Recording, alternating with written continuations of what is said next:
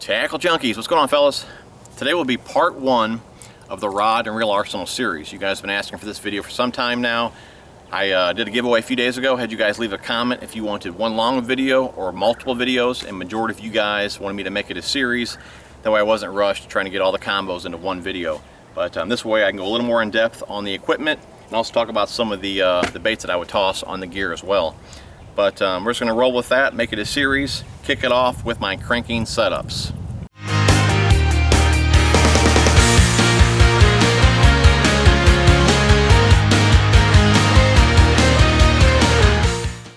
So we got 4 cranking setups, all the same rod. It's the Akuma TCS 7-foot medium plus moderate fast action. It's a crankbait jerkbait rod. Now, it's not quite a medium heavy, like I said, it's right there in the middle, medium plus, but it's got a really soft tip to it. You guys ask all the time, do you need that softer action rod for crankbaits? I'm gonna roll in a clip here real fast just to show you guys, you need a softer rod for crankbaits. I mean, it's just gonna help you land more fish. You'll see there, as I'm pulling the bait out of the water, the fish hits it. If this was a faster action rod, there's no way I would have landed that fish. The softer action rod allowed the fish to get the bait, and that softer action kept her pinned until I got her in the boat. I mean, a softer action rod, it's not gonna unload as easy, and if it does unload, when it loads back up, it doesn't put that much pressure or much stress on the hook and tear out. So I mean, you're just much better off with a softer action rod when you're tossing treble hooks. No matter if it's square bills, lipless crankbaits, top water, whatever it is, you're just better off with that softer action rod. It'll definitely put more fish in the boat. But like I said, we got 2 combos here with the same reel. These are the that's the Kona TCS 6-6-1. Both of these have 15-pound Seaguar and Vizex on them, and I mainly use these 2 combos for square bills and lipless crankbaits. I got the KVD 1.5s on both of these right now, but like I said, mainly all my square bills and all of my lipless crankbaits. From time to time I may put on a heavier mono if I'm looking to keep my baits extra shallow, but for the most part, Seaguar and Vizex 15-pound is what I run on those. I have a couple more here, and these combos here I mainly use when I'm looking for depth. Now again, same rod here, 7-foot medium plus, moderate fast action, crankbait jerkbait rod. These both have the Citrix on them in a 5-4. Now I prefer that lower gear ratio reel when I'm looking for depth. You know, I just feel you can crank all day long with a 5-4 and you don't feel any stress on you, no stress on the reel. I mean, a 5-4 is a great power efficient gear ratio.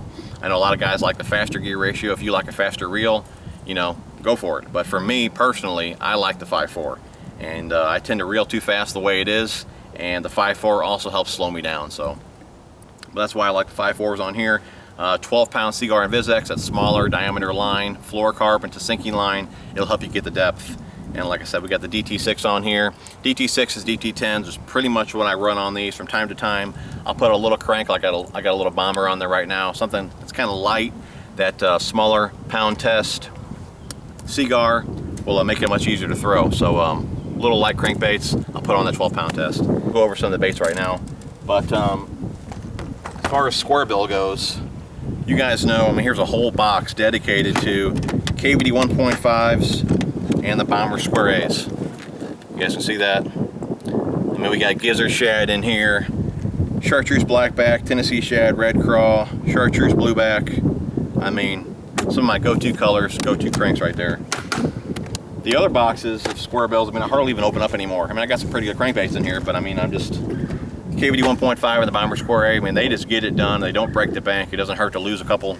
And this box here, I mean, a nice variety in here as well, if you guys can see that. I don't want to dump them all out there, but a bunch of Lucky Crafts up here, some live target, the Spro, I think it's a 50 size there.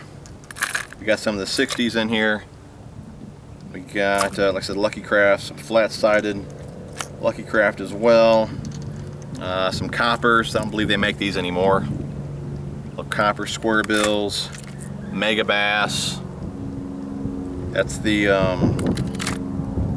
what's that, the S-Crank. I got some swerves in here. The Arashi. We got Jackall, the Aska. So I mean, I got a pretty good variety in here. I just, to be honest, I really don't even open this box up anymore. I pretty much use the KVDs and the bombers the most. As far as lipless goes, I mean, red eye shads is what I use the most. You know, the reds, the oranges, bluegill, gold. Gold's a good one, red eye shad. This box here, this is baits that I go throughout the day. I never put a wet bait back in my boxes. I keep one box here for all baits that I've just, you know, I cycle throughout the day. I put them in there, let them dry out, and then I put them in my boxes. But as far as mid-depth goes, I got a whole box here. These are mainly, if you guys can see that, I got a video on this that I can share with you guys as well if you couldn't see, but this is mainly DT6s, DT10s. You know, I mainly throw the deeper crankbaits when I feel fish are more in a negative mood, like, you know, when it's hot, you know, hot summer day, late fall, early spring, I mean like real early spring is when I'll throw a deeper crankbait. And I really like the DT series. It's doesn't have a real wide wobble. It's got a rattle, but it's not real loud, you know, so it's not real invasive. It's not a real invasive crankbait. It's more of like I call it more of like a finesse crankbait, you know. It'll still get down there, get the depth. It's really buoyant because it's balsa, but like I said, it's got a nice tight wobble to it and a light rattle. So you guys can even see it here, or even hear it. So it's not like a KVD 1.5. It's not like a real loud rattle. Just enough so they know it's there. But that's basically all the mid-depth crankbaits that I throw, the DT6, DT10s. So, but guys, that is part one of the series. Hope you guys enjoyed the video. If you did, give me a thumbs up, and we'll talk to you soon.